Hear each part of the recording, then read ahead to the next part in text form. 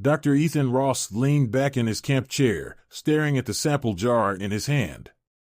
Inside, a piece of moss glowed faintly, a soft, pulsating light that reminded him of distant fireflies. He turned the jar slowly, watching the luminescent spores dance in the pale greenish-blue liquid. This moss was one of many strange discoveries on Epsilon Prime, a planet that seemed to be alive in ways Earth's ecosystem could barely hint at. The expedition team had worked tirelessly for weeks.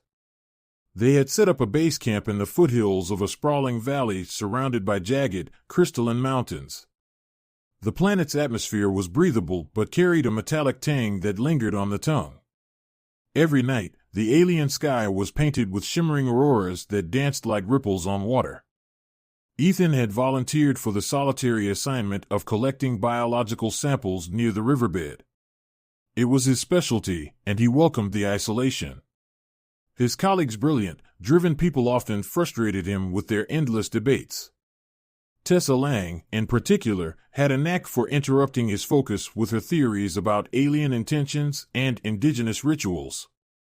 Ethan found her ideas fanciful at best, reckless at worst.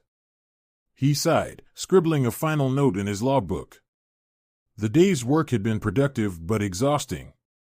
The faint hum of nocturnal creatures was beginning to rise, mingling with the rhythmic gurgle of the river. He glanced outside his tent, where the bioluminescent foliage glowed softly, casting eerie shadows. Ethan was reaching for his flashlight when a sound froze him in place, a low, deliberate rustling, coming from the edge of his camp. His hand hovered over his utility knife. "Who's there?" he called out, his voice steady but laced with tension. The rustling grew louder, closer. Ethan rose to his feet, gripping the knife tightly. His heart pounded as the flap of his tent was pushed open, and Tessa Lang stepped inside.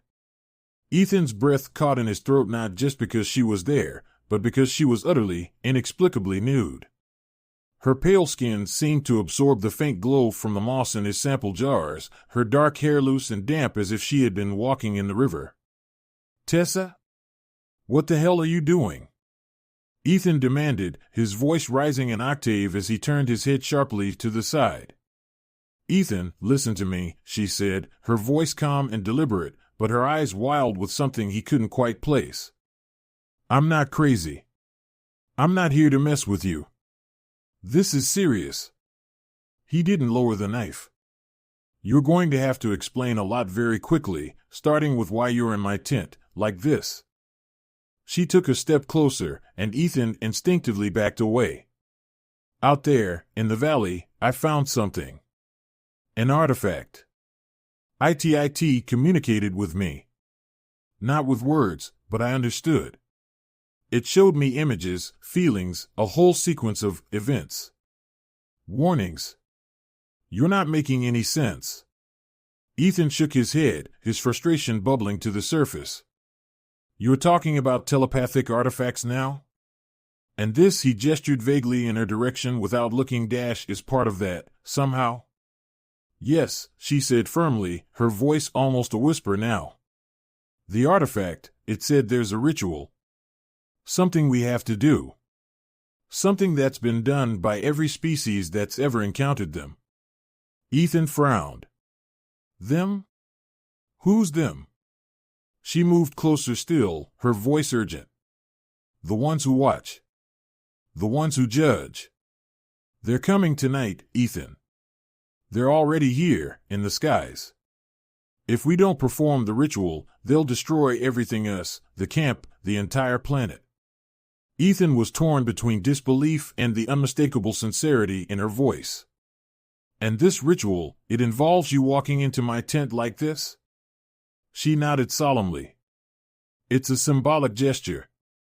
It's how they recognize unity, trust, and vulnerability among intruders in their domain. If we don't follow through, they'll see us as a threat. And they'll annihilate us." Ethan stared at her, his knife still in hand, his pulse hammering in his ears. Outside, the faint hum of alien wildlife grew louder, more insistent, as if the planet itself was holding its breath. "You're insane," he muttered, but even as he said the words, a strange flicker of doubt gnawed at the edges of his mind. What if she wasn't? Before he could decide what to do, the ground beneath their feet trembled, and a low, resonant hum filled the air. Ethan's blood ran cold. "What the hell is that?" he whispered. Tessa didn't flinch. Her gaze locked onto his, intense and unyielding. "They're here," she said. "Now you have to decide if you trust me." Ethan stumbled out of the tent, the knife still clutched in his hand. The trembling ground vibrated through his boots, and the low hum in the air seemed to resonate in his chest, as if the planet itself was speaking. The bioluminescent flora surrounding his camp swayed gently, their eerie glow intensifying with each pulse of the sound. He turned to Tessa, who stood behind him, utterly unperturbed by the cacophony of strange sensations. "Tessa, what the hell is going on?" he shouted over the rising noise. She stepped forward, her gaze fixed on the dark sky above. "I told you. They're here." Ethan followed her gaze, his breath catching as he saw them, ethereal, jellyfish-like entities descending from the sky, their translucent bodies pulsing with electric hues of green, blue, and gold. They hovered, weightless yet menacing, their tendrils shimmering like liquid light. The sight was mesmerizing and terrifying all at once, a beauty that defied comprehension. "Are they alive?" Ethan asked, his voice trembling. "Yes," Tessa replied. "And they're watching us. Judging us." "Judging us for what?" "We're scientists. We haven't done anything to them." "It's not about what we've done," Tessa said, her voice steady but filled with urgency. "It's about who we are. They don't see us as individuals. To them, we're invaders, a species encroaching on their territory. The artifact told me they evaluate all intruders, and if we fail their test." She trailed off, but the implication was clear. Ethan's scientific mind rebelled against everything she was saying.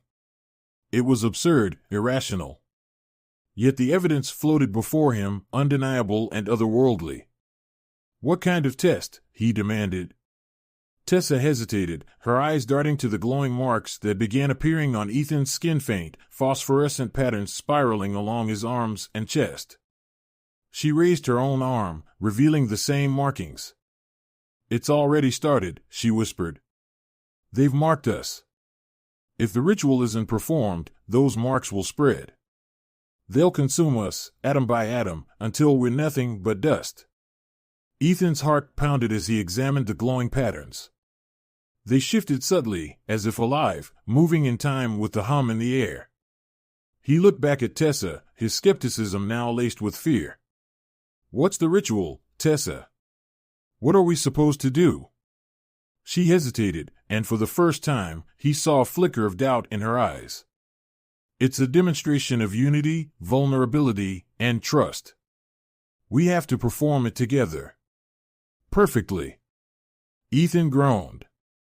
"Unity? Trust? What does that even mean? Do we sing a song?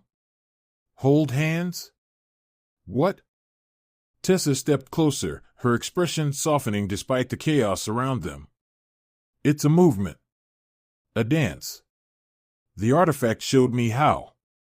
It's symbolic, a way to communicate that we mean no harm. If we get it wrong." A sudden flash of light illuminated the campsite, and a towering tree nearby disintegrated into ash, leaving behind nothing but a faint smell of ozone. Ethan's mouth went dry. Okay. Fine. Teach me. Let's do this dance." Tessa nodded, relief washing over her features. She extended her hands toward him, and he reluctantly took them, his pulse racing. "Follow my lead," she said softly. She began to move, her motions slow and deliberate, her body swaying in time with the rhythmic hum that now dominated the air. Ethan mirrored her as best as he could, his movements awkward and stiff compared to her fluid grace. Their glowing marks seemed to respond to their efforts, growing brighter with each synchronized gesture. "What's happening?" Ethan asked, his voice strained. "They're watching us," Tessa replied. "They need to see that we're capable of harmony. It's the only way to prove we're not a threat. Ethan gritted his teeth, focusing on matching her movements. The dance was strangely hypnotic, the motions flowing from one to the next in a way that felt almost intuitive. Despite his initial resistance, he found himself falling into the rhythm, the fear in his chest subsiding as a strange calm took its place. The jellyfish-like entities hovered closer, their tendrils brushing the edges of the camp. One of them extended a glowing appendage toward Tessa, who froze mid-motion. "Don't stop," she hissed. Ethan continued the dance, his movements now carrying both desperation and determination. The glowing tendril touched Tessa's arm, and for a moment she seemed to shimmer, her body surrounded by a halo of light. Then, just as suddenly, the entity withdrew, its tendrils retracting as it floated back into the sky. "They're leaving," Ethan said, his voice tinged with disbelief. "Not yet," Tessa replied, her eyes fixed on the beings above. "The ritual isn't finished. We have to keep going." As they resumed their synchronized movements, the otherworldly hum began to shift, transforming into a melodic tone that filled the air with an unearthly harmony. The remaining entities hovered for a moment longer before ascending into the sky, their forms fading into the night. Ethan collapsed to the ground, gasping for breath. Did we pass?" Tessa knelt beside him, her glowing marks fading slowly. "For now," she said quietly. "But they'll be watching. This isn't over." Ethan looked up at the sky, where the alien beings had disappeared. His mind swirled with questions, but one thing was clear, nothing about their mission to Epsilon Prime would ever be the same. Ethan's legs felt like jelly as he struggled to his feet, his breath shallow and erratic. His mind raced, searching for some semblance of logic to ground himself.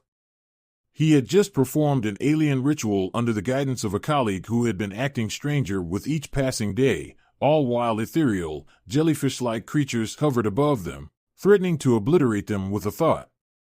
And now, Tessa was telling him it wasn't over. "You can't keep doing this to me," Ethan said, running a hand through his sweat-drenched hair. "You have to explain.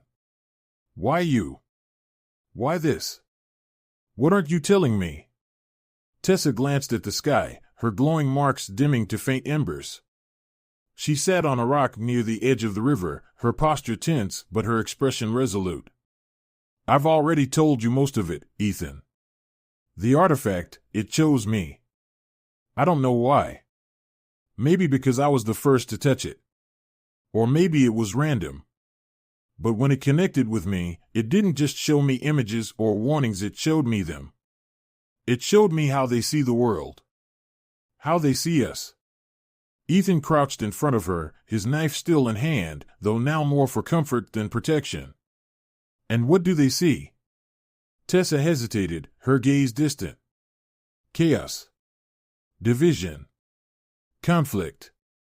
To them, we're like fire ants swarming and destructive, burning through whatever we touch. They don't understand our motivations, our survival instincts. All they see is that we take and take, leaving nothing but ruin behind." Ethan clenched his jaw. "That's not entirely fair. We're here to study, to learn. To them, it doesn't matter," Tessa interrupted. "The artifact showed me that every species that comes here is tested. If they don't prove they can coexist peacefully, they're wiped out." "Wiped out?"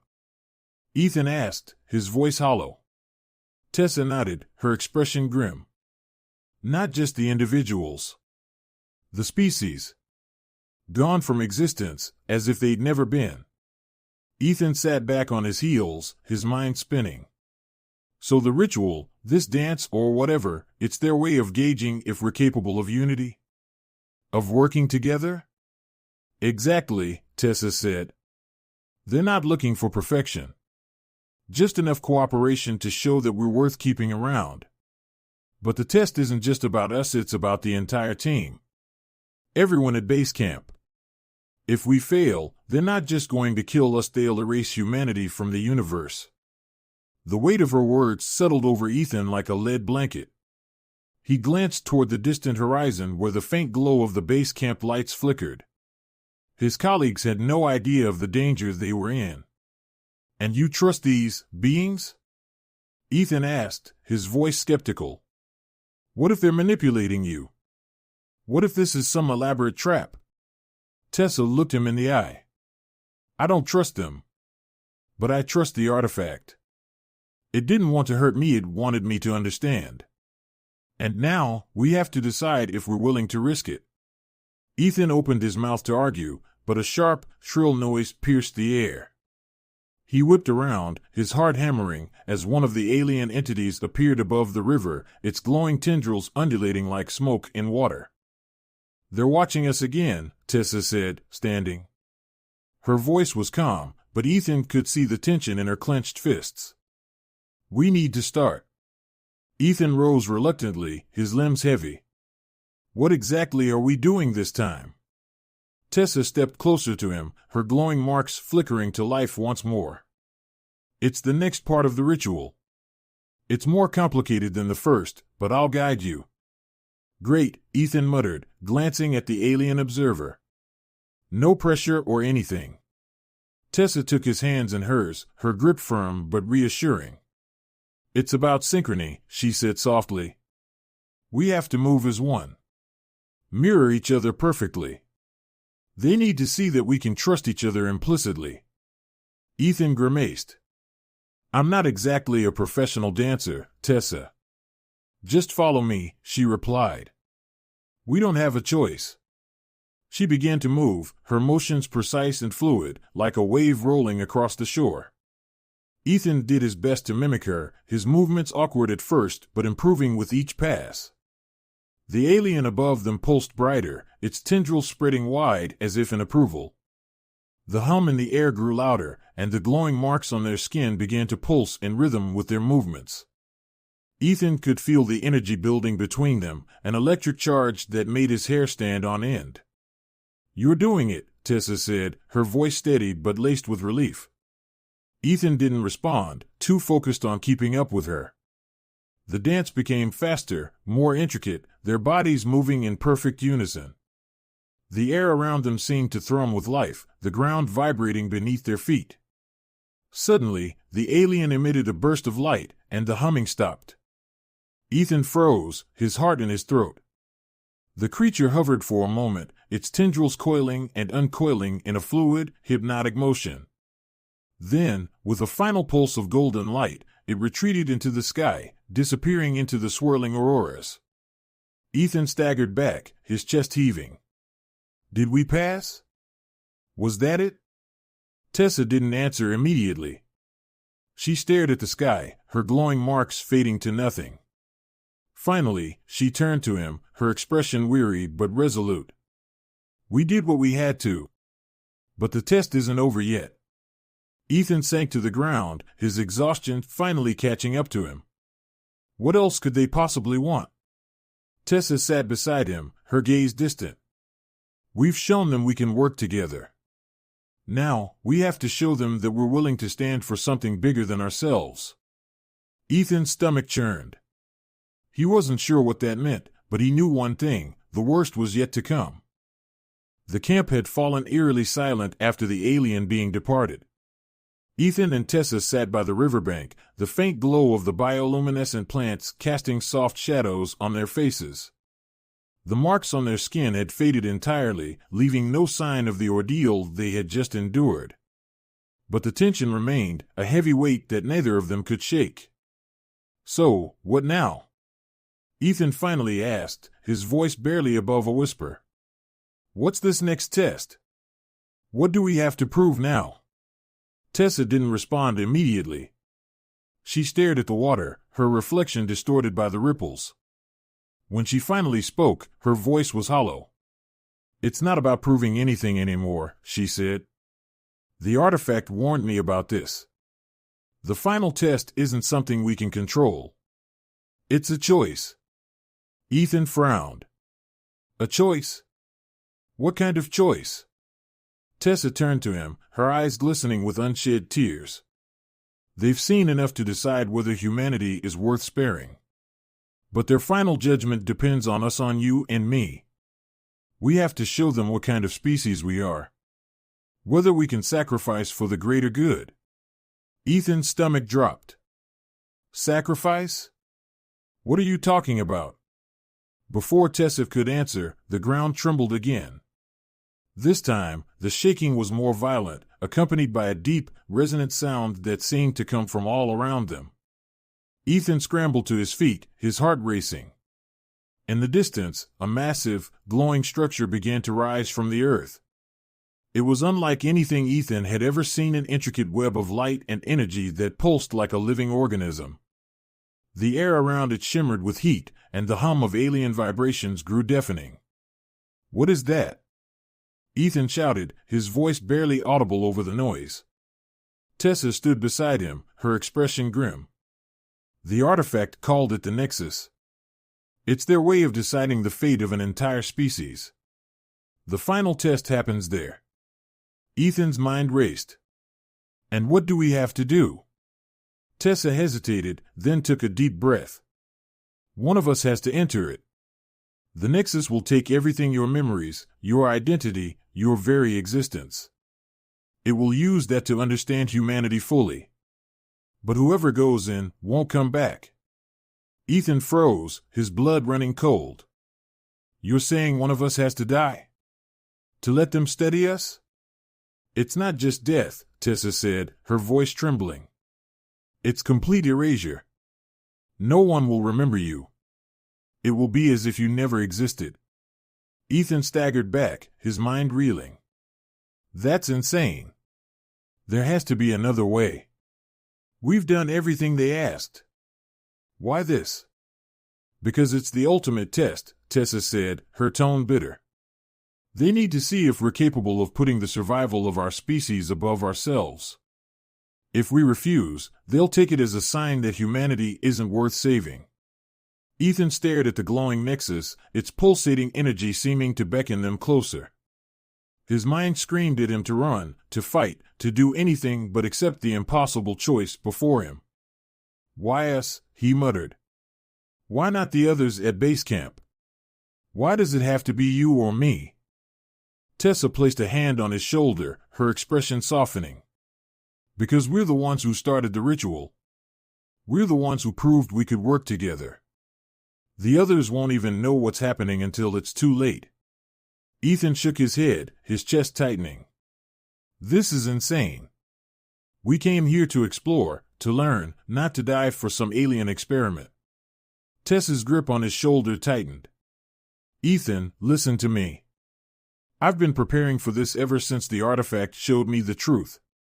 I knew it might come to this. And I'm ready. No. Ethan snapped, stepping away from her. You can't just decide that. We'll find another way. We'll talk to them, negotiate. Tessa cut him off, her voice firm. There's no other way. I've seen what happens when species fail their test. It's not just us who'll die, Ethan. Every human being on Earth will be erased. The artifact was clear about that. Ethan's chest heaved as he tried to process her words. The enormity of the decision pressed down on him, suffocating him. I should go, he said suddenly, his voice shaky. I'm not a leader, not like you. I don't have family back home. You do. You've got people who'll miss you. Tessa stepped closer, shaking her head. You're wrong. You're more than you think, Ethan. You've already proven it. But this isn't your burden to carry. It's mine. Before he could stop her, Tessa turned and began walking toward the Nexus. Tessa, wait. Ethan shouted, his voice cracking. She glanced back, her eyes filled with a strange mix of determination and sorrow. Tell them, Ethan. Tell the others what we found here. Make sure it wasn't all for nothing. The glowing tendrils of the Nexus reached out to her as she approached, enveloping her in a cocoon of light. Ethan ran toward her, his legs burning, but the energy field around the Nexus flared, throwing him back. Tessa, he screamed, but it was too late. The light intensified, blinding him. When it faded, the Nexus was gone. The trembling stopped. The air was still. and Tessa Lang had vanished. Ethan dropped to his knees, his body trembling with exhaustion and grief. The faint hum of the alien presence lingered for a moment before dissipating entirely, leaving behind an eerie silence. He looked down at his hands, the glowing marks now completely gone. For the first time since they had arrived on Epsilon Prime, the night felt empty. Ethan knew he had to go back to base camp, to tell the others what had happened, to make sure Tessa's sacrifice wasn't forgotten. But as he rose to his feet, he couldn't shake the feeling that something deeper had changed not just on this planet, but within him. Humanity had been given a second chance. And it had cost more than he could ever explain.